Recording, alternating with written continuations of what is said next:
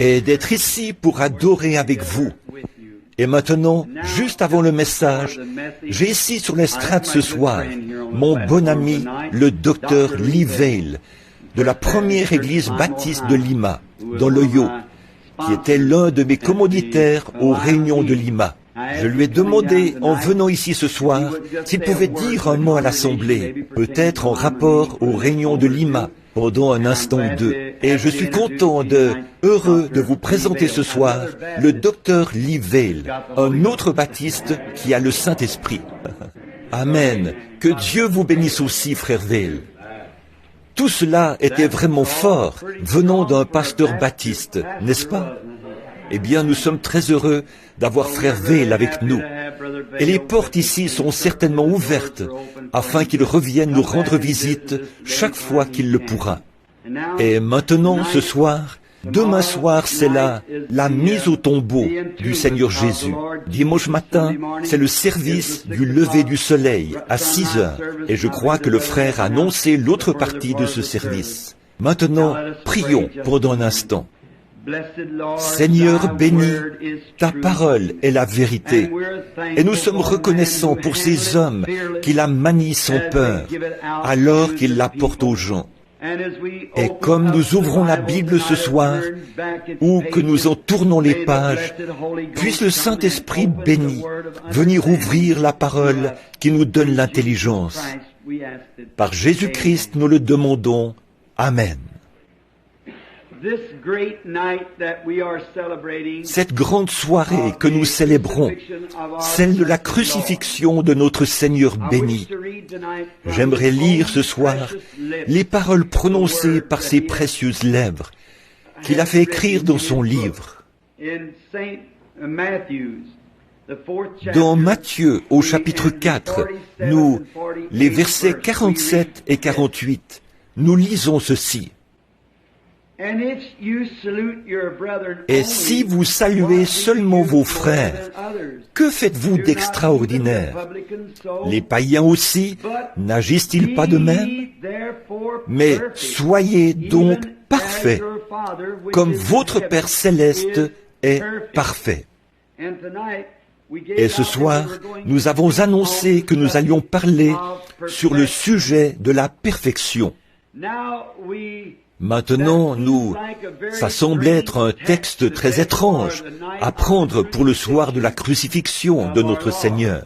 Mais aujourd'hui, peut-être, vous avez écouté la radio et entendu les différents messages et les messagers, comment ils ont présenté ce grand jour terrible où notre Seigneur est mort pour les péchés du monde.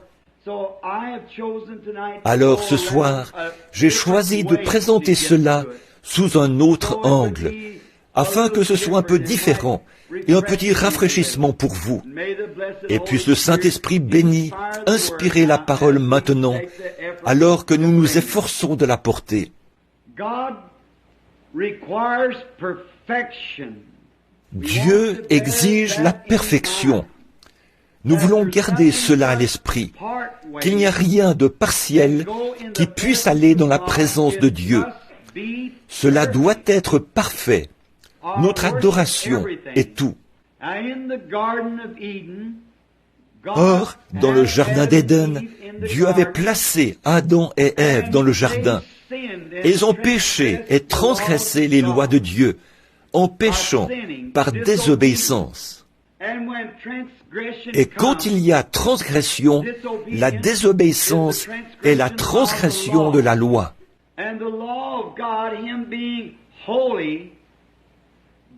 Et la loi de Dieu, lui qui est saint, pur et saint, alors aucune trace d'impiété ne peut jamais se tenir dans sa présence.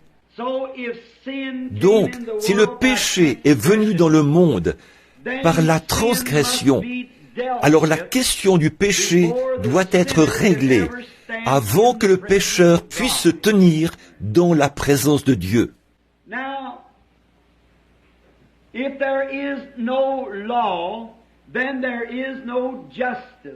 Maintenant, s'il n'y a pas de loi, alors il n'y a pas de justice. Mais la loi exige, ou la justice exige une loi. Et la loi, quand elle est invoquée, elle applique la justice. Or, nulle chair n'est sauvée par la loi. La loi ne peut pas nous sauver. La loi est simplement la chose qui nous a mis en prison, mais elle n'a aucune puissance rédemptrice. La loi nous a seulement montré que nous sommes des pécheurs, et elle nous a condamnés. Voilà à quoi sert la loi. Elle sert à porter la condamnation, ou à vous montrer où se trouve votre erreur. Donc la loi en elle-même ne pouvait pas sauver. Elle ne pouvait qu'engager des poursuites.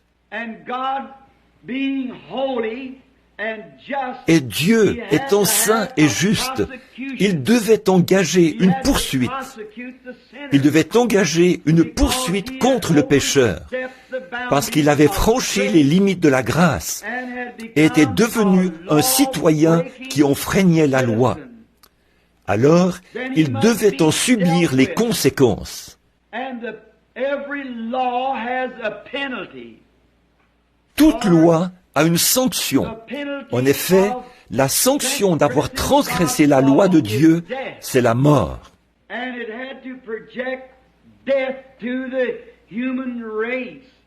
Et cela devait semer la mort dans la race humaine. Et toute la race humaine est sous la sanction de cette loi.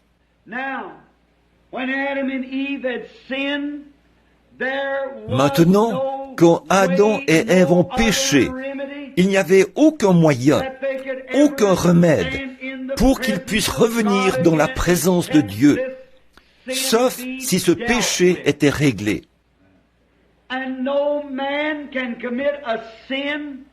Et aucun homme ne peut commettre un péché, quel qu'il soit, peu importe combien le péché est petit ou combien il est grand.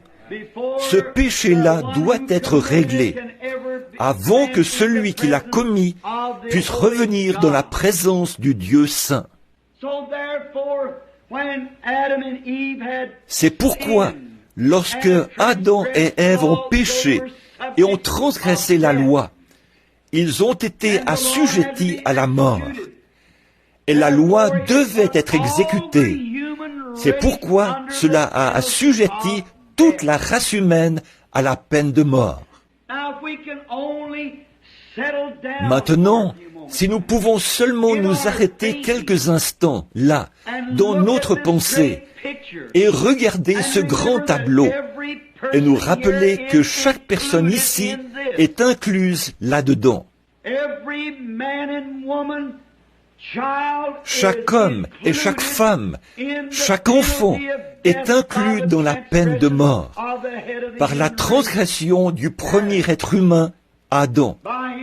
Par sa transgression, chacun d'entre nous est devenu victime du péché. Et la question du péché doit être réglée. Et alors Dieu, dans sa grande infinité et son grand amour, la loi servait à séparer le pécheur de son Créateur.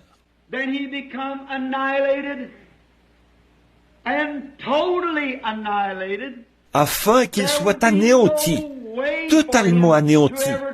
Il n'y avait aucun moyen pour lui de revenir un jour, à moins que ce péché ne soit réglé.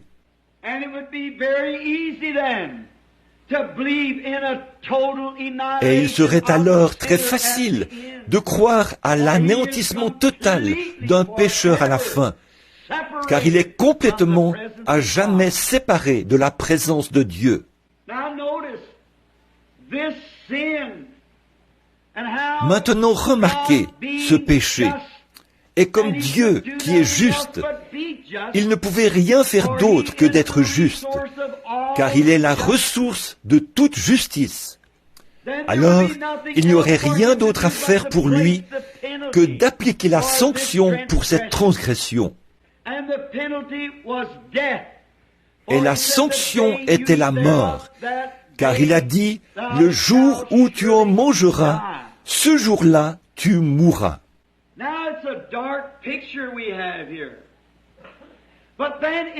Bon, c'est un sombre tableau que nous avons ici. Mais si nous revenons un peu plus en arrière et que nous découvrons les attributs mêmes de Dieu, la Bible nous dit clairement que Dieu est amour. Mais par contre, du fait qu'il est amour, il doit être juste. Ainsi, l'amour ne signifie pas seulement une chose que l'on peut chouchouter et prendre à la légère. L'amour est la justice de Dieu.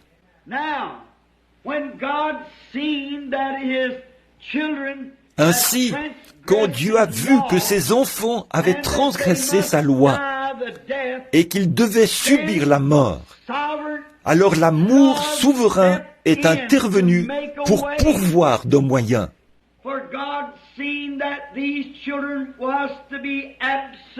Car Dieu a vu que ses enfants devaient être absolument, totalement anéantis de devant sa face. Il n'y avait rien d'autre à faire, car ils avaient transgressé sa loi, et la sanction de sa loi, c'était la mort. Et alors, l'amour de Dieu s'est élancé pour ses sujets. Et quand l'amour divin est projeté, la grâce souveraine produit l'objet de l'amour. Et Dieu, par prescience, comme il aimait tellement sa race, il a fait mourir un substitut dans le jardin d'Éden, puisqu'il y avait une sanction, c'est-à-dire qu'il s'est servi d'un substitut. Il a pris une petite créature innocente, un petit agneau qui ne connaissait pas le péché.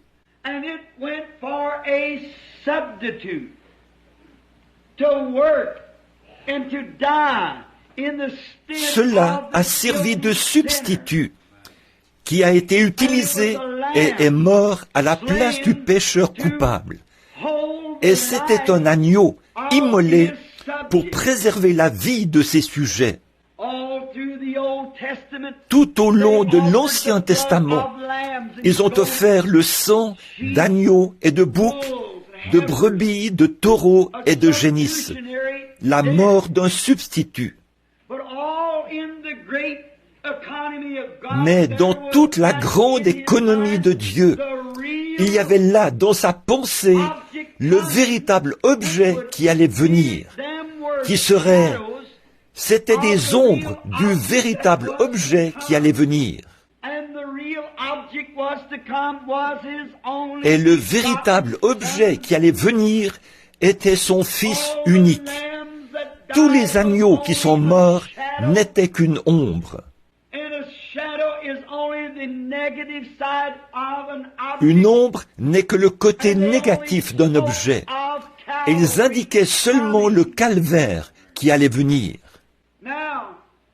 Maintenant, pour avoir une image de cela, prenons dans nos Bibles, dans l'Épître aux Hébreux, et prenons ici ce que Paul, ce grand apôtre qui parle là, il essaie de séparer ces choses pour nous. Au chapitre 10 de l'Épître aux Hébreux, nous lisons ceci. Et j'aime tellement la parole. La parole est la vérité. Et j'aime la lire devant mon assemblée, car je sais qu'au jugement, je vais comparaître avec eux, et je dois rendre des comptes. Ainsi, si je le tire de la parole, alors je ne serai pas coupable, parce que c'est la parole, et Dieu est responsable de sa parole. Nous voyons tellement d'évangélistes et tout aujourd'hui qui mettent en avant leur personnalité. Oh, c'est une chose honteuse. Et on découvre en allant dans les églises. On visite une église et on y trouve un certain pasteur. Il a une petite manière d'agir particulière, une petite émotion. Si on ne prête pas attention, toute l'assemblée prendra cet esprit. S'il est juste un peu émotif, ou s'il secoue la tête, ou fait un petit quelque chose de bizarre, eh bien, toute l'Église fera la même chose. Et nous avons aujourd'hui, dans nos églises modernes, c'en est au point où ce sont des sensations et des petites choses comme ça. Et c'est devenu une telle confusion. Mais, oh mes frères bien-aimés, s'il y a un temps où nous devrions nous aligner sur la parole, c'est aujourd'hui. Vous voyez, je n'aimerais pas comparaître au jugement et savoir que j'avais une petite révélation un peu particulière, non fondée, et que j'ai induit les gens en erreur. Je ne veux pas qu'ils aient mon esprit, ma façon d'agir, mais je veux qu'ils aient l'Esprit de Dieu, selon la parole de Dieu, qui produit la vérité. Aussi, en cette grande occasion ce soir, j'aimerais lire un extrait de la parole éternelle de Dieu. Maintenant, nous comprenons que la loi a existé pendant de nombreuses années, mais la loi n'a jamais pu enlever le péché. Comme je l'ai dit dans le passé, elle n'était qu'une prison. Elle était le grand détective qui vous disait ce que vous aviez fait, mais qui n'avait aucun remède pour vous délivrer. Elle vous mettait dans la maison de prêt sur gage, mais il n'y avait pas de rédempteur pour vous en faire sortir. Elle ne faisait que vous emprisonner pour vous faire savoir que vous étiez un pécheur. Mais remarquez maintenant dans Hébreux, au chapitre 10, alors que nous lisons.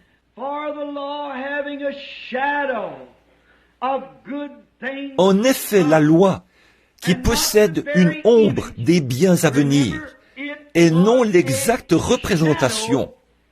Souvenez-vous, c'était l'ombre d'une image à venir.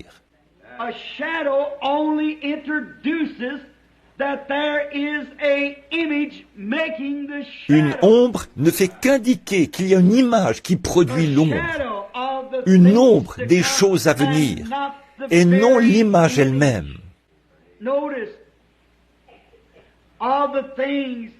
Remarquez, des choses, l'exacte représentation des choses ne peut jamais, par les mêmes sacrifices qui ont été offerts perpétuellement, amener l'assistant à la perfection.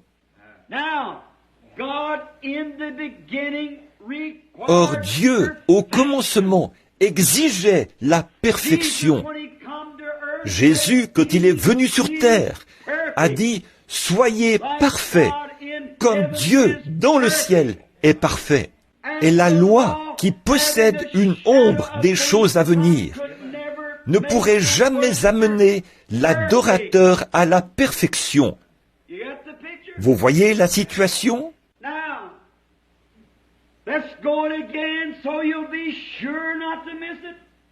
Maintenant, revoyons ça pour que vous soyez sûrs de ne pas le manquer. Dieu exige une sainteté parfaite. Personne ne peut se trouver dans son image avec la moindre parcelle de péché. Jésus a témoigné de la même chose et a dit « Soyez parfaits, tout comme Dieu dans le ciel est parfait. » Et la Bible dit que la loi ne pourrait jamais, avec ses sacrifices, amener l'assistant à la perfection. Ainsi, la loi ne pouvait rien amener à la perfection. Elle n'était qu'un indicateur. Ces sacrifices, faits chaque année, ne pouvaient jamais amener l'adorateur à la perfection. C'est pourquoi personne sous la loi, ou qui respectait les lois, ou sous les ombres, ne pouvait être parfait. Car, verset 2, autrement, n'aurait-on pas cessé de les offrir? S'il y a quoi que ce soit que je peux faire pour me rendre parfait dans la présence de Dieu, alors Christ n'avait pas à mourir pour moi. S'il y a une seule chose que vous pouvez faire, qui aurait un quelconque mérite dans la présence de Dieu, alors Christ est mort en vain. Aucune observation de la loi, aucune de vos idées légalistes, rien de votre propre sainteté, rien que vous pourriez arrêter de faire, arrêter de mentir, arrêter de voler, arrêter de fumer du tabac, arrêter d'aller au cinéma. Vous êtes toujours perdu. Rien ne peut le faire.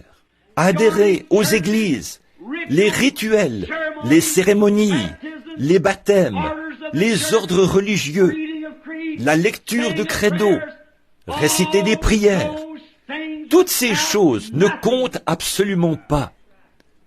Vous êtes perdus.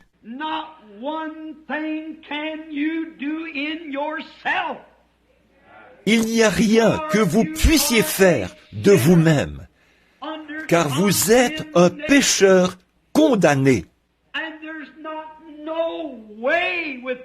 Et il n'y a aucun moyen en vous-même, ou aucun credo, ou quoi que ce soit que vous puissiez faire ou penser de vous-même, qui aurait un quelconque mérite dans la présence de Dieu, parce que vous êtes un pécheur pour commencer.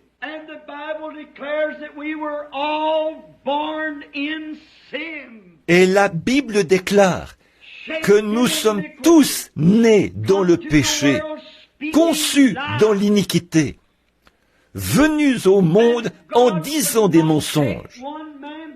Et Dieu ne pouvait pas prendre un homme et le faire mourir pour l'autre, car l'un est tout aussi coupable que l'autre. Dans la présence de Dieu, l'archevêque né dans ce monde est aussi coupable que le plus vil des ivrognes de la ville. L'un ne peut pas servir d'expiation pour l'autre. C'est pourquoi il a pris la vie innocente d'un animal, un petit agneau. Et sous l'Ancien Testament, la loi stipulait que lorsqu'un homme péchait, il amenait l'agneau à l'autel. Disons que s'il transgressait un des commandements, il amenait l'agneau et il le déposait sur l'autel. Il posait ses mains sur l'agneau et il confessait ses péchés, confessait qu'il avait tort et qu'il savait qu'il était coupable. La loi exigeait la mort et il amenait un agneau pour que celui-ci prenne sa place. Et quand on tranchait la gorge du petit animal, et il se mettait à donner des coups avec ses petites pattes et à bêler. Si vous avez déjà vu un agneau se faire abattre, quel cri pitoyable! Le pauvre petit être qui essaye de bêler, sa petite veine jugulaire est coupée. Et alors qu'il donne des coups de patte et qu'il tremble, alors qu'il se redresse, puis tremble de nouveau et bêle, et le sang qui jaillit, cela trempe sa petite laine et les mains de l'adorateur. Et alors, comme l'adorateur prenait conscience, pour avoir commis un adultère, pour avoir menti, volé, quelle qu'ait été sa culpabilité, ou même avoir eu de mauvaises pensées, peu importe ce que c'était, la moindre ombre, il était coupable, car c'était sa nature. Il était une personne coupable, peut-être pas par désir, mais par sa nature, il était coupable. Et il devait reconnaître que ce petit agneau innocent était mort à sa place. Et il avait de la peine pour cette petite chose. Mais l'homme, dès que l'agneau était finalement mort, avec le sang de l'agneau sur les mains, il quittait le bâtiment avec le même désir dans son cœur qu'il avait au départ. Pourquoi ? Parce que la vie qui était dans le petit agneau, la vie se trouve dans le sang. Votre vie est dans votre sang. Nous savons ça. Et la vie dans le sang de l'agneau était une vie animale. C'est pourquoi, quand ces petits globules sanguins étaient brisés et que la vie était sortie de l'animal, elle ne pouvait pas revenir sur l'adorateur, parce que l'adorateur était un être humain. Le sang servait de couverture, mais il ne pouvait pas parfaitement faire l'expiation, car l'homme quittait le bâtiment avec le même désir de péché qu'il avait au départ.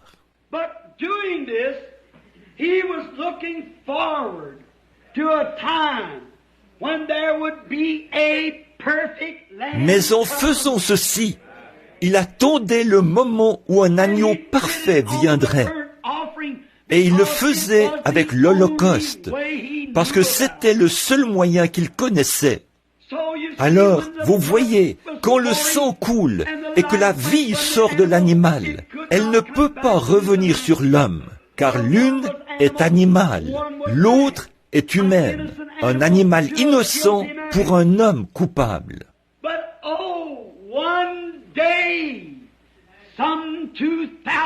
Mais, un jour, il y a environ 2000 ans, l'agneau de Dieu est né dans une petite crèche à Bethléem.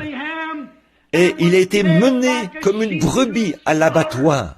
Il y a environ 1900 ans, cet après-midi, à 15 heures, il est mort. Et l'agneau de Dieu, sans tache et irréprochable, était suspendu à la croix du calvaire. Et il est mort pour chaque pécheur.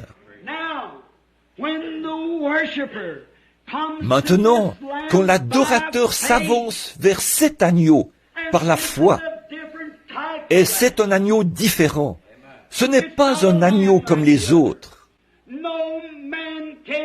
Nul ne peut venir à cet agneau si Dieu ne l'attire premièrement. Vous voyez la souveraineté de Dieu? Oh, j'espère que cela descend profondément maintenant. Regardez, Dieu savait qu'il avait des brebis dans ce monde. Il savait qu'il aurait des gens à sauver.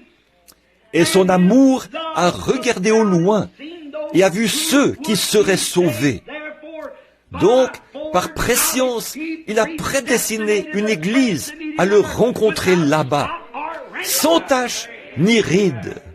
Et si Dieu exigeait une église sans tache ni ride, il devait avoir quelque chose pour la rendre ainsi. Il ne pouvait pas l'exiger. Sa justice, ses jugements ne permettaient pas qu'il demande une telle chose s'il n'y avait pas un moyen de le faire. Et l'homme ne peut pas le faire lui-même. Il est un échec total. Dieu lui a fait voir cela par la loi, par les juges et tout au long de l'Ancien Testament. Il a envoyé les prophètes, il a envoyé l'homme juste, et on a constaté que tous, ils ont échoué. Alors Dieu, par sa grâce souveraine, a envoyé des portes de la gloire, son Fils unique, afin qu'il prenne notre place. Souvenez-vous, s'il avait dit au pape de Rome de la prendre, il n'aurait pas pu le faire. S'il avait dit à l'archevêque de Canterbury de le faire, il n'aurait pas pu le faire.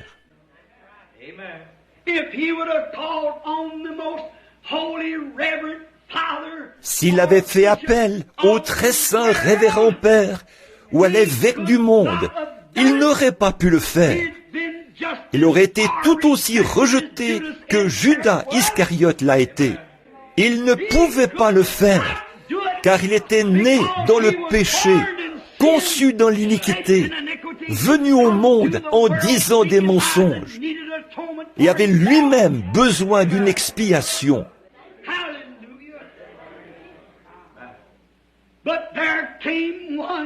Alléluia! Mais quelqu'un est arrivé des portails de la gloire. Nul autre, pas un homme bon, non plus un juif, ni un homme des nations. Il n'était rien de moins que le Dieu Tout-Puissant, caché dans la chair humaine. Il est venu lui-même pour offrir son propre sang, car cela n'est pas venu par le sexe. Le sexe n'a rien à voir là-dedans.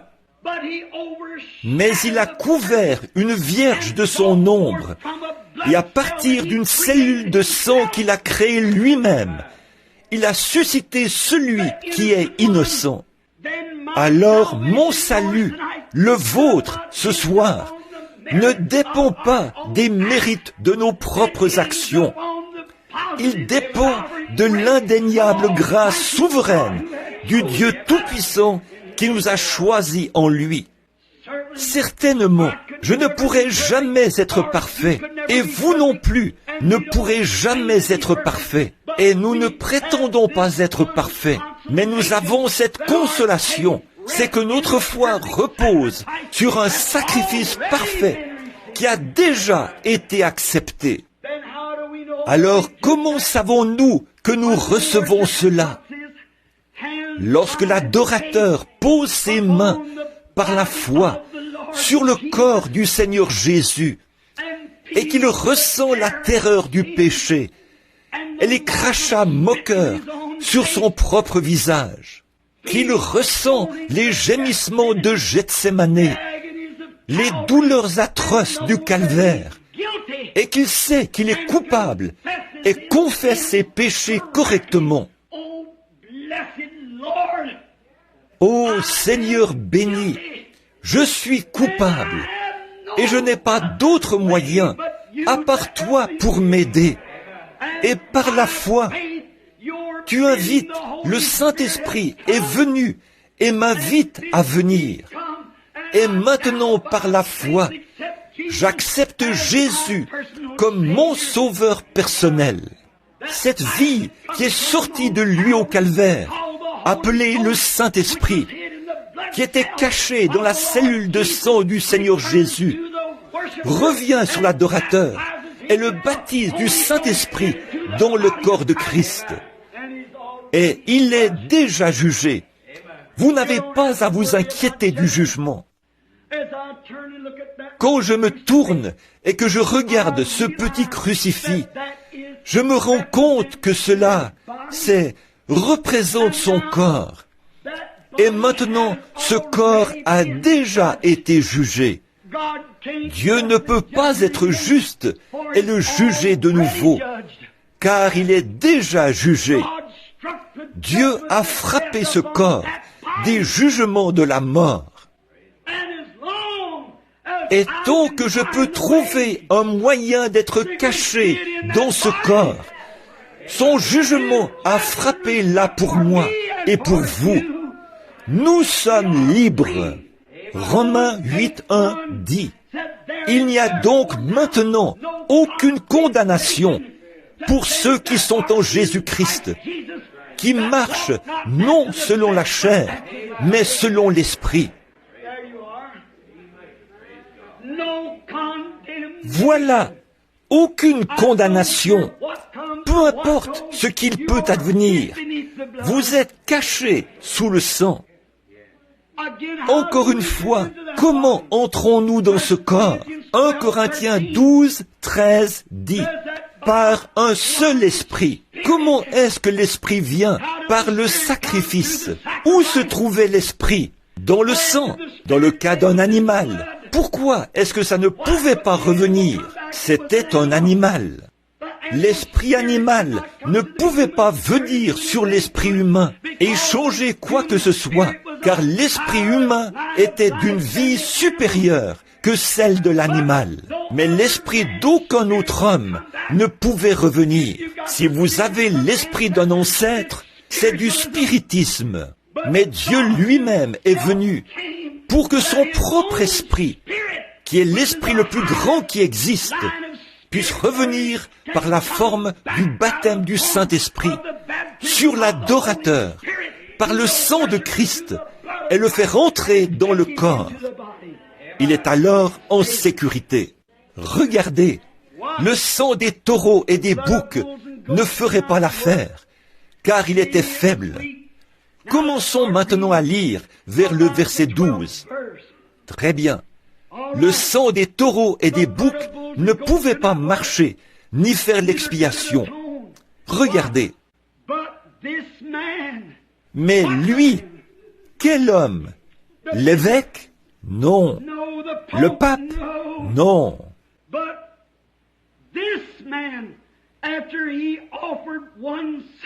Mais lui, après offert un seul sacrifice pour le péché, s'est assis pour toujours à la droite de Dieu, attendant désormais que ses ennemis soient devenus son marchepied. Êtes-vous prêts? Êtes-vous prêts à recevoir la parole? Écoutez ceci. Et ensuite, je veux que vous vous en laissiez imprégner. Écoutez attentivement, car par une seule offrande, pas chaque année, réveil après réveil, réunion après réunion, jour après jour, mais par une seule offrande, il a amené à la P-E-R-F-E-C-T-I-O-N. Il a,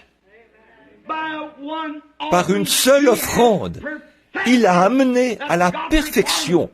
C'est l'exigence de Dieu. Pour toujours ceux qui sont sanctifiés. Voilà, c'est la réponse devant la mort de Christ. C'est la réponse devant le calvaire. Il a, par son propre sang, entièrement racheté nos péchés et amené à la perfection pour toujours ses croyants. Par conséquent, en Christ, nous sommes irréprochables, parfaits, dans la présence du Dieu Tout-Puissant. Nous sommes des gens qui vivent au-dessous de leurs privilèges. À cause des doctrines que nous avons adoptées, on nous a enseigné que nous devons atteindre un certain niveau, que nous devons faire une certaine chose. Non, mon frère, ce n'est rien que vous ayez pu faire. C'est ce que Dieu a fait pour vous. Nous sommes maintenant, si nous avons été justifiés par la foi, nous sommes parfaits pour toujours dans la présence de Dieu. Et Jésus a dit, soyez donc parfaits. Alors, ils ont été amenés à la perfection pour toujours. Dieu, par la mort de Christ, il y a 1900 ans aujourd'hui, a amené à la perfection le croyant, qu'il a vu d'avance, avant la fondation du monde, pour toujours. Et ceux qu'il a appelés, il les a justifiés. Ceux qu'il a connus d'avance, il les a appelés. Ceux qu'il a appelés, il les a justifiés. Ceux qu'il a justifiés, il les a déjà glorifiés. Il a amené à la perfection ses croyants.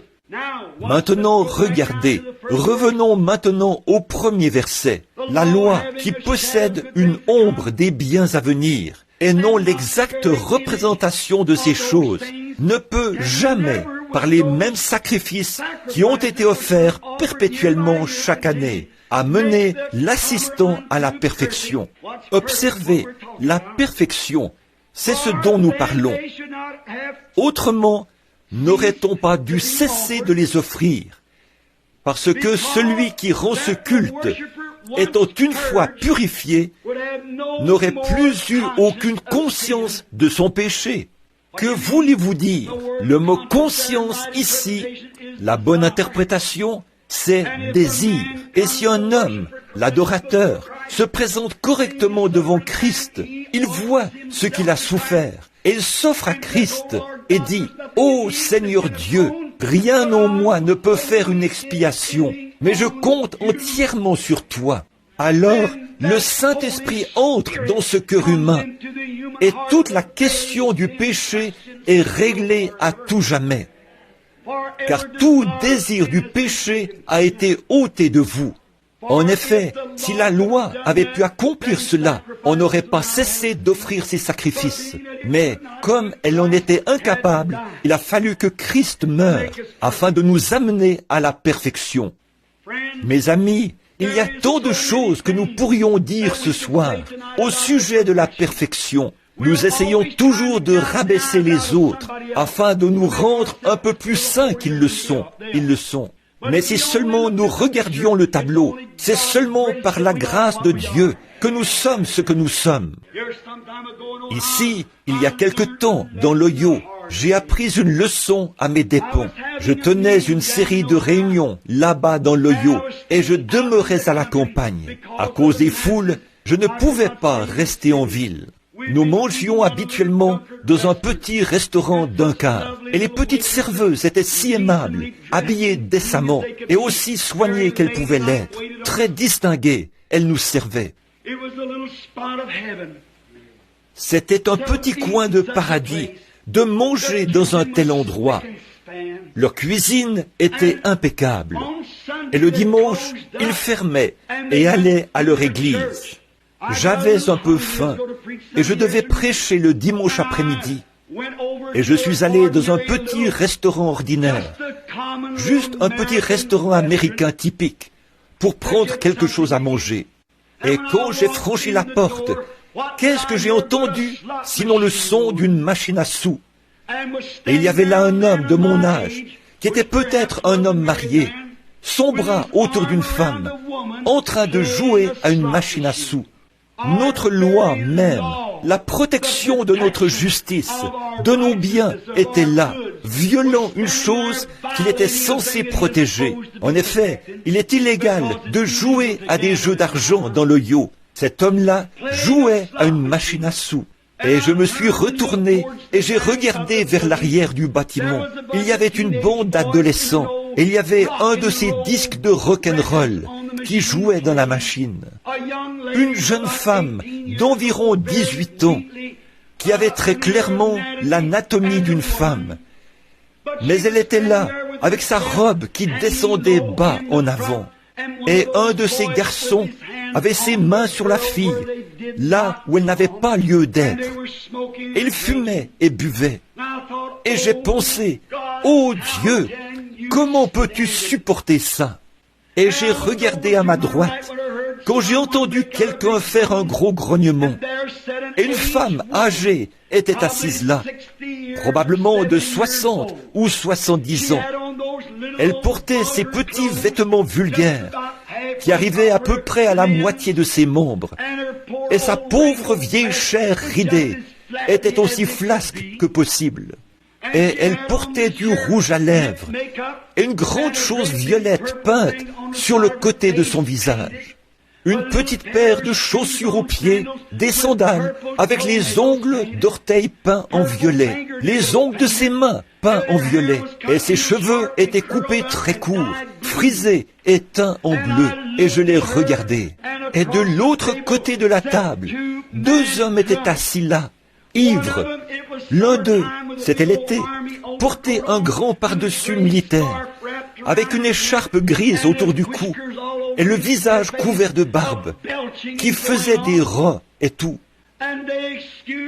Les hommes se sont retirés d'auprès d'elle et ont commencé à marcher comme ceci vers les toilettes. Je suis resté là et j'ai dit, « Oh Dieu, pourquoi ne détruis-tu pas tout ça? Pourquoi ne l'engloutis-tu pas dans la terre? » J'ai dit, est-ce que mes petites Sarah et Rebecca devront grandir dans de telles conditions? J'ai dit, comment peux-tu, ô Dieu, dans ta grande sainteté, supporter même de regarder une chose comme cela, sans envoyer un tremblement de terre pour l'engloutir? Et pendant que j'étais là à condamner cette femme, en faisant cela, je me suis retiré derrière la porte. J'ai senti l'Esprit de Dieu venir vers moi. Et je me suis placé derrière la porte. Et j'ai vu comme quelque chose qui tourbillonnait. Et quand ça s'est produit dans la vision, c'était la terre qui tournait et qui tournait. Et comme j'ai remarqué, autour de la terre, il y avait un fil cramoisi autour de la terre. Et quand je suis arrivé là, sur la terre, je me suis vu, petit garçon, en train de faire des choses que je n'aurais pas dû faire. Peut-être pas comme ça, mais c'était péché. Et chaque fois que je faisais quelque chose, je voyais cette grande ombre noire monter vers le ciel. Et là, Dieu m'aurait tué sur le champ. Puis j'ai vu ce sacrifice parfait qui se tenait là, entre moi et Dieu. Je l'ai vu se tenir là, avec les épines sur sa tête, et le crachat qui coulait sur son visage. Et chaque fois que mes péchés commençaient à se diriger vers Dieu, il s'élançait et les attrapait comme le pare-choc d'une voiture. Il me protégeait de la mort. Et chaque fois que je faisais quelque chose de mal, Dieu m'aurait tué. Certainement, sa sainteté l'exige, sa loi l'exige. Et chaque fois que je fais quelque chose, ou que vous faites quelque chose, le sang de Jésus-Christ agit comme un pare-choc. Et j'ai vu que ce fil cramoisi signifiait que là, que le sang protège encore la terre. Et comme je me tenais là, à regarder, je me suis rapproché un peu plus près, quand j'ai vu qu'il était là. Et je l'ai entendu dire, « Père, pardonne-lui, il ne sait pas ce qu'il fait. » Et j'ai abaissé le regard, et là se trouvait un livre, et il y avait un ange à côté de lui qui tenait le livre. Et chaque fois que je péchais, c'était inscrit dans le livre, et mon nom était dessus. Et je me suis rendu compte qu'un jour, que ce fil de sang serait enlevé et que je devrais me tenir dans la présence de Dieu avec ma vie de péché. Mais j'ai vu que par sa miséricorde, il retenait mon jugement. Je suis allé vers lui humblement.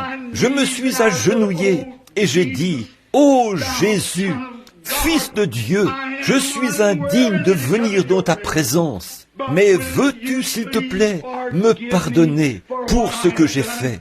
Il a touché son côté avec sa main, a pris le vieux livre et a écrit « Pardonner » dessus, l'a jeté derrière lui et mes péchés avaient disparu.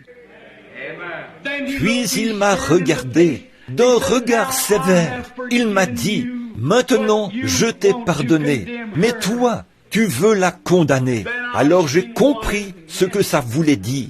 Comme je sortais de la vision, je me suis avancé vers elle.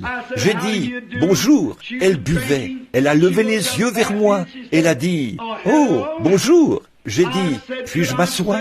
Elle a dit, « J'ai déjà de la compagnie. » J'ai dit, « Je ne le disais pas dans ce sens-là, madame. Je veux simplement vous parler un instant. » Elle a dit, « Asseyez-vous. » Et j'ai dit, « Madame, il y a quelques minutes, je me tenais là, derrière cette porte. » J'ai commencé à lui raconter. Et comme j'ai regardé, les larmes ont commencé à couler sur ses joues. Et elle m'a dit, j'ai dit, « Madame, vous ne voulez pas faire ces choses-là. Jésus est mort et les jugements de Dieu sont retenus par son sang. Vous ne voulez pas faire ça. » Et elle a dit, « Non, monsieur. » Elle a dit, « Mon père était un diacre à l'église. J'ai grandi dans un foyer chrétien. Mon mari et moi étions membres fondateurs et nous vivions une vie chrétienne. » Elle a commencé à me dire qu'après qu'il est mort, elle avait 2 jeunes filles et elle a dévié. Elle m'a dit que ses filles l'avaient quittée et qu'elle avait gâché sa vie. Elle pensait qu'il n'y avait plus aucun espoir pour elle. Mais j'ai dit, « Oh Dieu, sois miséricordieux. Ceux qu'il a connus d'avance, il les a appelés. » Elle a dit, « Êtes-vous le révérend Branham de là-bas ?» J'ai dit, « C'est moi. » Elle a dit, « J'ai honte de moi d'être assise ici comme ça. » Elle a dit, « Pensez-vous qu'il y aurait une chance pour moi ?» J'ai dit, « Jésus a les bras tendus. Il attend que vous veniez, madame. » Et les autres ont commencé à prêter attention. Et j'ai dit, « Voudriez-vous vous avancer avec moi ici ?» Elle a dit, « Oui, je veux bien, monsieur. » Je l'ai prise par la main. J'ai dit, « Vous avez à peu près l'âge de ma mère. Voudriez-vous vous agenouiller ici avec moi, sur le plancher ?» Et là, sur ce plancher, nous avons transformé cet endroit, cet après-midi-là, en une réunion à l'ancienne mode. Et Dieu a sauvé cette femme par sa grâce. Elle s'est habillée et est venue à la réunion. Et pour autant que je sache, ce soir, elle vit une vie chrétienne. Qu'est-ce que c'est? Oh, Dieu exige la perfection. Il exige votre repentance. Il exige votre loyauté envers lui. Mais il regarde ce soir, peu importe combien vous avez péché, que ce soit peu ou beaucoup, vous êtes quand même un pécheur et vous ne pouvez pas entrer autrement que par Jésus-Christ, le sacrifice de Dieu entièrement suffisant. Et en lui, vous êtes rendu parfait pour toujours. Pensez-y, ce n'est pas quelque chose que vous faites, ce n'est pas que vous tournez la page. Ce n'est pas une nouvelle vie que vous commencez, c'est une confession de vos torts et la grâce de Dieu envers vous. Cela vous amène à la perfection. Et alors, vous êtes rendu parfait en Jésus-Christ. J'ai confiance que ce soir, mon ami, pendant que nous sommes ici, en ce grand moment crucial, là où des décisions doivent être prises, après avoir entendu cette histoire, vous ne l'aviez peut-être jamais entendue auparavant. Mais vous ne pouvez pas passer l'une de ces portes et demeurer la même personne que lorsque vous êtes entré. Vous devez sortir meilleur ou pire. Et pendant que nous courbons la tête un instant, je veux que vous y réfléchissiez sérieusement. Qu'en est-il de votre âme ce soir? Jésus-Christ est mort pour vous. Vous dites, frère Branham, quand je pourrai arrêter de fumer, quand je pourrai arrêter de boire, quand je pourrai redresser cette chose-là, alors je vais le faire. Oh, cela ne sera jamais fait correctement. Vous n'y arriverez jamais. Pourquoi ne venez-vous pas simplement tel que vous êtes et par la foi, allez vers ce ruisseau que tes blessures ouvertes alimentent et l'amour rédempteur a été votre thème et le sera jusqu'à votre mort. Pourquoi prendre un substitut? Pourquoi essayer d'entrer par votre église? Pourquoi essayer d'entrer parce que vous avez arrêté de boire ou de mentir? Venez par le moyen de la perfection, car par un seul sacrifice, il a amené à la perfection pour toujours ceux qui sont sanctifiés. Comment puis-je être sanctifié? Confessez vos péchés dans la présence du sang de Jésus.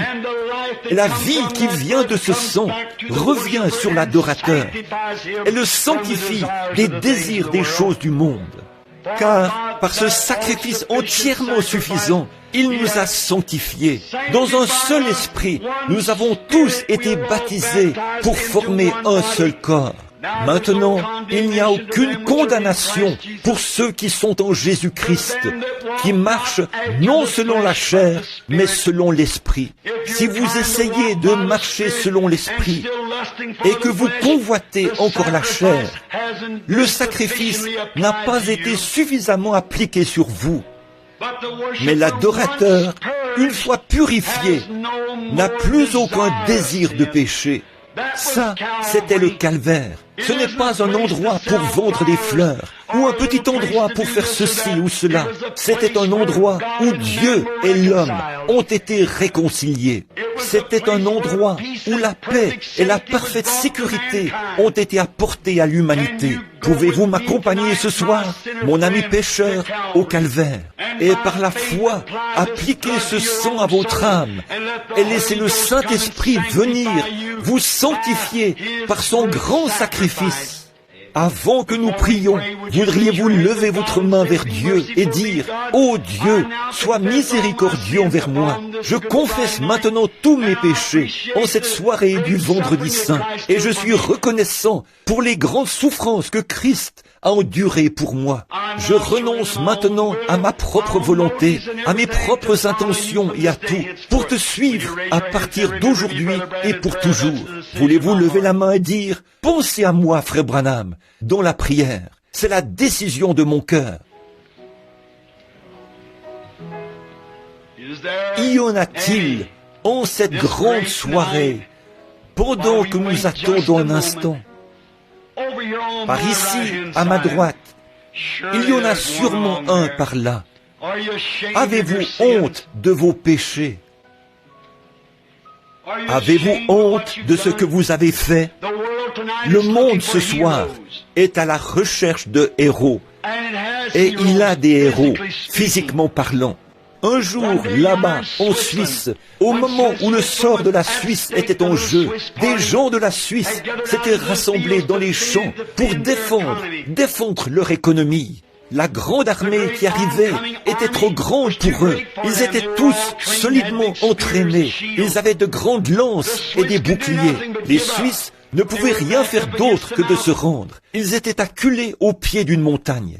Alors, un héros s'est avancé. Quelqu'un devait mourir, et s'il perdait la bataille, il n'avait rien d'autre que de vieilles lames de faucille et des pierres, des bâtons pour se battre, alors que l'armée qui arrivait avait l'air d'un mur.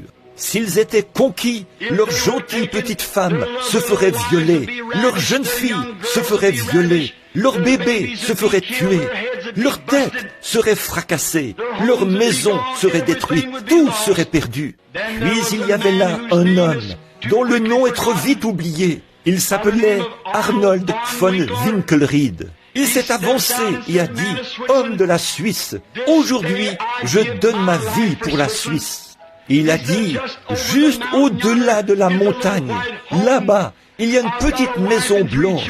J'ai une femme et 3 enfants qui m'attendent, mais ils ne me reverront plus jamais, car aujourd'hui, je donne ma vie pour la Suisse. Ils ont dit, « Qu'est-ce que tu vas faire, Arnold von Winkelried ?» Il a dit, « Suivez-moi et faites de votre mieux avec ce que vous avez. » Et il a promené les regards sur l'armée jusqu'à ce qu'il trouve là où il y avait le plus grand nombre de lances.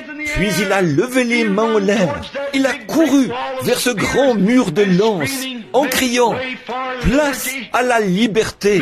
Place à la liberté !» Une centaine de lances se sont tournées pour arrêter sa charge. Il a étendu ses bras et les a regroupés dans son sein, ce qu'il a cloué au sol, et il est mort au bout de ses lances. Ces Suisses l'ont suivi avec des massues et des bâtons. Cette grande démonstration d'héroïsme a mis cette armée en déroute, à un point tel que les Suisses les ont battus et chassés hors du pays. Et ils n'ont plus jamais eu de guerre, depuis ce jour-là jusqu'à aujourd'hui. Tenez-vous là, en Suisse, et mentionnez le nom d'Arnold von Winkelried. Vous verrez des larmes couler sur leurs joues. Pourquoi? Il a sauvé leur pays. Ça, c'était un grand acte d'héroïsme. C'est rare de voir quelque chose de comparable, et cela n'a jamais été surpassé sur cette terre. Mais, oh, c'était une petite chose à côté de ce qui s'est passé un jour, quand la race d'Adam se tenait là. Les démons arrivaient de tous les côtés. Les prophètes avaient échoué. La loi avait échoué. Le sacrifice des taureaux et des agneaux avait échoué. La nature de l'homme avait échoué. Tout. Et la petite race d'Adam se tenait là, vaincue, dépassée en nombre par les démons, les superstitions, les maladies, les afflictions. Il y en a un qui s'est avancé dans le ciel et a dit, « Aujourd'hui, je vais mourir pour la race d'Adam. » Il est venu sur la terre et a été fait chair. Il a regardé là-bas, au milieu de toutes ces lances, là où c'était le plus dense. La plus sombre des craintes de l'homme était la mort. Et il a pris la mort dans son sein. Et au calvaire, il a payé le sacrifice. Il a crié, « Place à la liberté !» Et il crie à son Église, « Prenez ceci, ce que je vous ai laissé, mon sang et mon esprit, et combattez avec tout ce que vous avez. » Nous pouvons vaincre ce soir grâce à cela, mon ami. Vous pouvez chasser le diable loin de vous. Chaque ennemi qui se trouve dans votre vie, il peut être chassé par le sang et l'Esprit de Christ. Et vous pouvez vous tenir parfait dans sa présence. Christ a frayé le chemin. Pourriez-vous simplement lever votre bras vers lui et dire « Pardonne-moi, que Dieu vous bénisse, frère. Quelqu'un d'autre, sois miséricordieux envers moi, ô Dieu. » Je confesse maintenant mes torts. Y a-t-il des membres d'église tièdes qui vont à l'église tous les jours et qui essayent peut-être d'être aussi pieux que possible? Mais vous savez que le tempérament colérique et l'indifférence, l'égoïsme et des habitudes s'accrochent à vous, si bien que vous n'avez pas la victoire. Voudriez-vous être purifié de tout cela par le sang ce soir? Car l'adorateur, une fois purifié, n'a plus conscience. Aimeriez-vous lever la main, vous, les membres d'église? Que Dieu vous bénisse, madame. Levez vos mains et dites, frère Branham, pensez à moi dans la prière. Que Dieu vous bénisse, madame. C'est vrai, c'est la vraie chose à faire. Que Dieu vous bénisse là-bas derrière, monsieur. Quelqu'un d'autre, levez la main, dites, ô Dieu, sois miséricordieux envers moi. Je sais que je professe le christianisme, mais je ne le vis pas. Je sais que je ne le vis pas. Et dans mon cœur, je ne suis vraiment pas en règle avec toi. Je veux être l'un des élus de Dieu. Je sens dans mon cœur que je le suis, mais je n'ai jamais rejeté les fardeaux qui m'enveloppent si facilement. Et je veux les rejeter ce soir. Et par la grâce de Dieu, je vais le faire. Priez pour moi. Voulez-vous lever la main? Que Dieu vous bénisse, madame. Quelqu'un d'autre? Juste encore un peu, nous attendons. Pendant que nous attendons silencieusement, que tout le monde maintenant, avec la tête inclinée en prière, fredonne doucement ceci maintenant.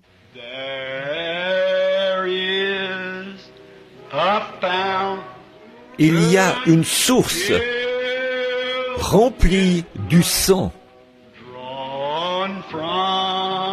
des veines d'Emmanuel.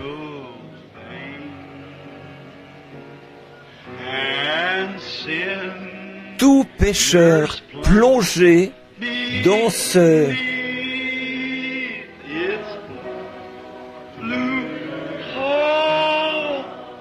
est lavé de tout péché.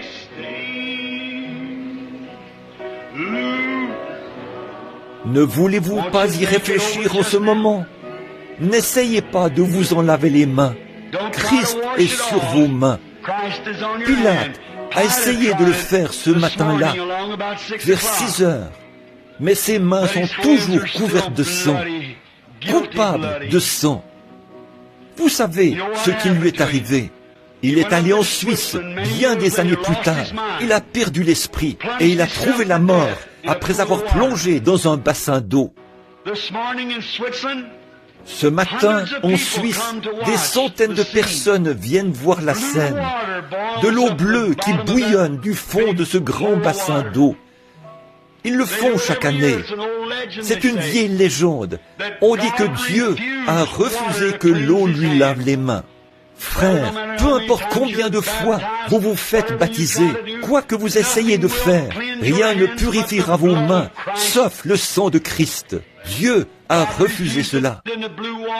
Et l'eau bleue, après presque 2000 ans, bouillonne encore. Dieu refuse cela. Votre propre justice ne peut pas purifier vos péchés. Rien d'autre que le sang de Jésus. Pensez-y maintenant. Nous allons prier dans un instant. Je me demande si je peux demander quelque chose ce soir. Quand il s'est tenu là, dans le prétoire de Pilate, ce matin-là, et qu'il a dit, si mon royaume était de ce monde, je pourrais invoquer mon Père, et il m'enverrait aussitôt 12 légions d'anges, et un seul d'entre eux pourrait détruire le monde. Je lui parlerai, et 12 légions d'anges seraient à ma disposition. Il aurait pu le faire, mais il est resté là, doux et humble, pour prendre votre mort et vos péchés. Serez-vous assez reconnaissant pour ce sacrifice ce soir, vous qui en avez besoin et qui avez besoin des bénédictions de Dieu? Voulez-vous vous lever pour cette prière? Levez-vous simplement, vous qui voulez qu'on pense à vous dans cette prière, et dites, ô Dieu, sois miséricordieux envers moi, je suis coupable, j'ai fait des choses mauvaises, et je veux maintenant accepter mon pardon par Jésus-Christ. Voudriez-vous vous lever maintenant? Que Dieu vous bénisse, jeune dame. Ça, c'est du courage. Restez debout là. Est-ce que vous voulez dire que vous avez levé la main et que là, vous n'êtes pas assez sincère pour vous lever? À quoi l'Évangile vous a jamais servi? Oh, on prend l'Église à la légère, on prend Dieu à la légère. L'heure est bientôt arrivée. Un de ces jours, une bombe atomique frappera quelque part par ici, l'une de ces grandes usines de poudre explosive. Il n'y aura pas une fraction de seconde pour y réfléchir. Il sera trop tard alors, et peut-être avant Pâques prochain, ou même ce Pâques-ci. Ne voulez-vous pas vous lever maintenant et dire, ô Dieu, sois miséricordieux envers moi, un pécheur. J'accepte maintenant Christ, car il s'est offert comme victime expiatoire pour mes péchés.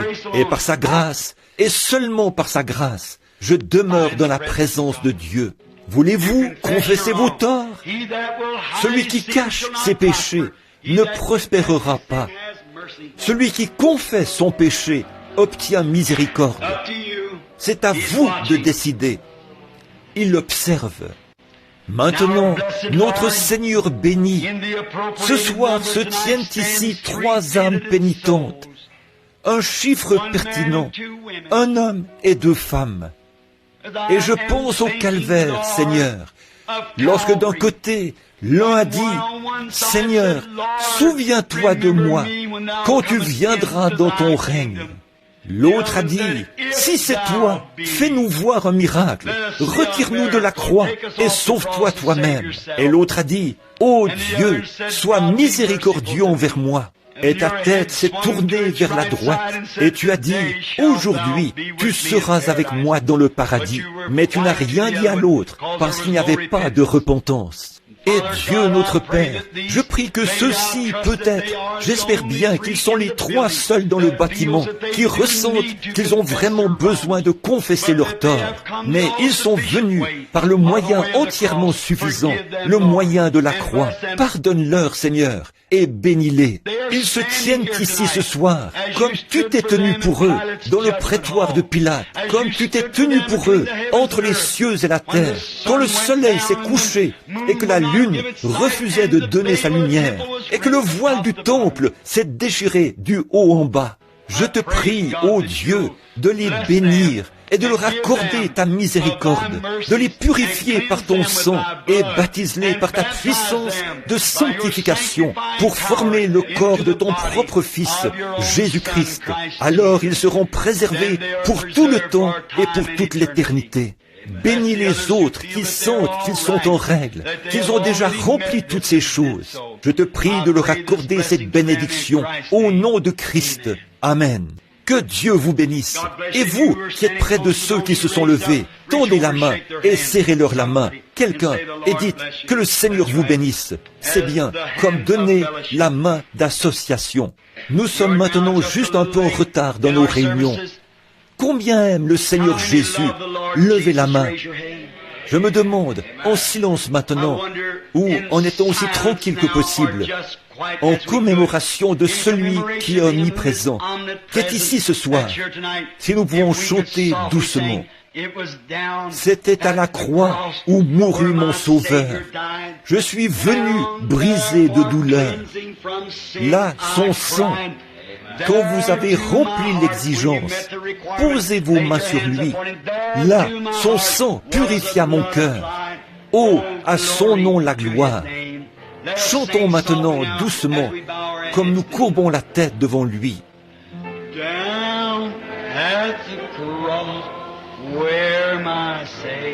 À la croix où mourut mon Sauveur. Je suis venu brisé de douleur. Là, son sang purifia mon cœur.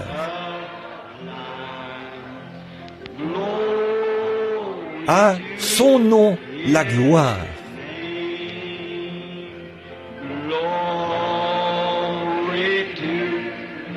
À son nom la gloire. Précieux nom. À son précieux nom la gloire.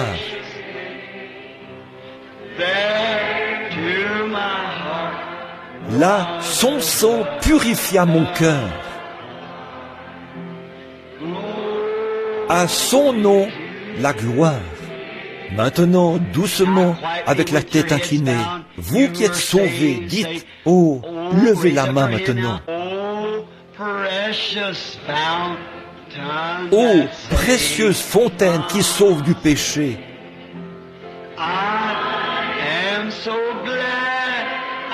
je suis si heureux d'y être entré. Là, Jésus me sauve et me garde pur. À son nom, la gloire.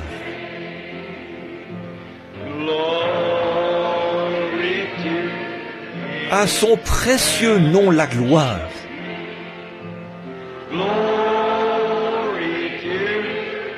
À son précieux nom, la gloire.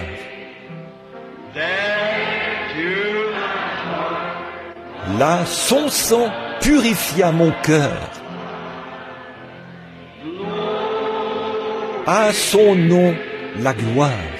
Maintenant, avec les mains baissées, la tête inclinée, ça me revient à l'esprit. Quelqu'un a appelé il y a quelques instants et a dit que quelqu'un voulait qu'on pense à lui ce soir, dans la prière, pour son corps. Il ne pouvait pas revenir à la réunion de dimanche soir, pour le grand service de guérison. Voulez-vous vous lever, vous qui voulez qu'on pense à vous dans cette prière, en ce moment?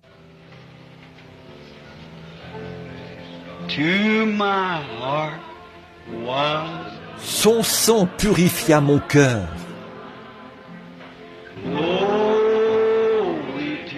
À son nom, la gloire.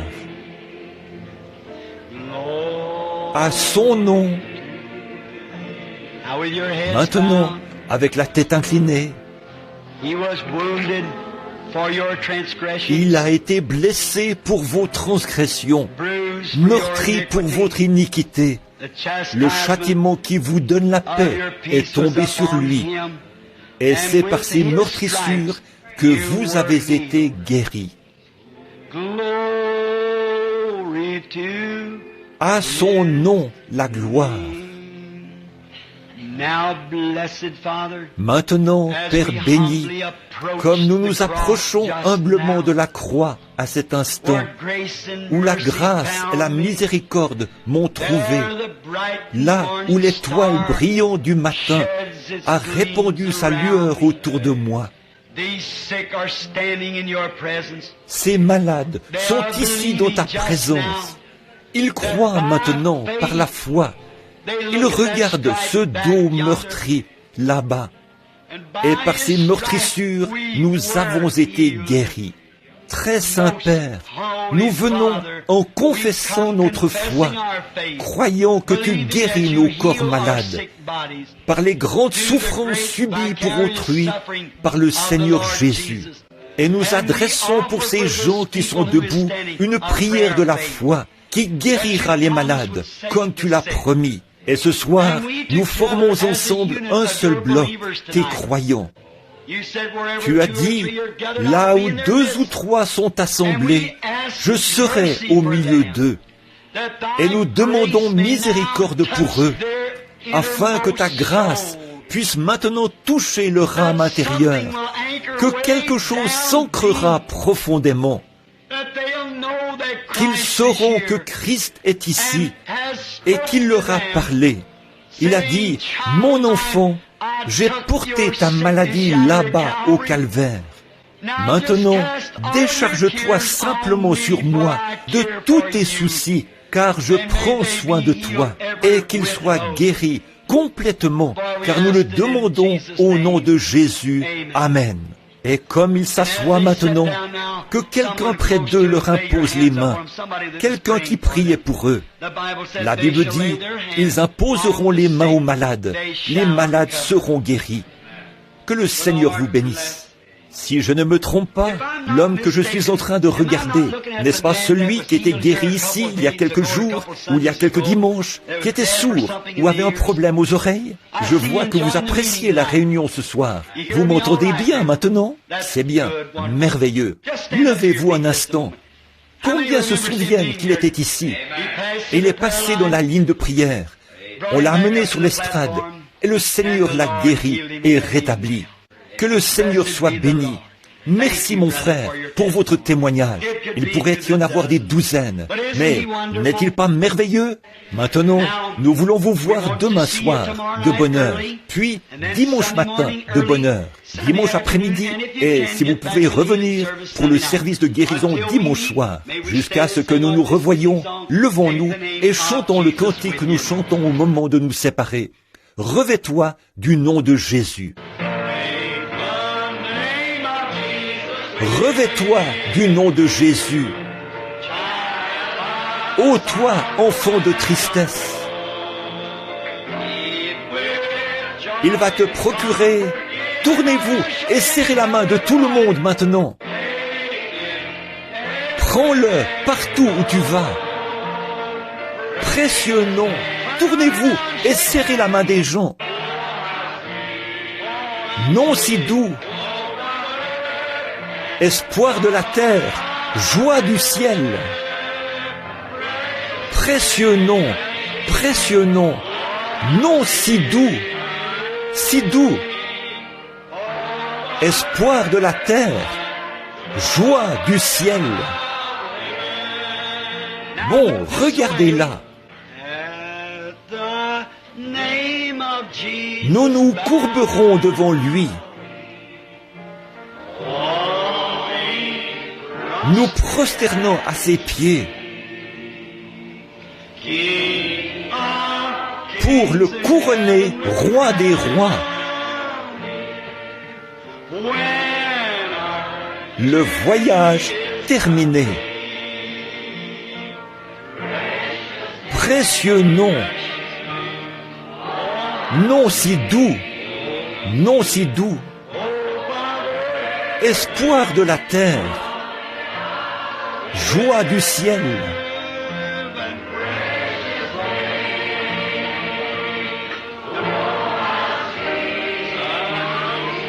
Si doux, espoir de la terre, joie du ciel. Maintenant, souvenez-vous de la chorale Neuville, l'émission du Quatuor diffusée le matin, WLRP, à 9h, et celle de Frère Stricker, à 9h45, dimanche matin. Je viens d'enregistrer une bande pour lui cet après-midi sur le sujet de la résurrection. Et maintenant, jusqu'à ce que nous nous revoyions, que les bénédictions du Seigneur soient avec vous, alors que nous courbons la tête. Et je vais demander à mon bon ami et frère Palmer, de Macon, en Géorgie, s'il veut bien terminer la réunion par la prière. Alors prions, frère Palmer.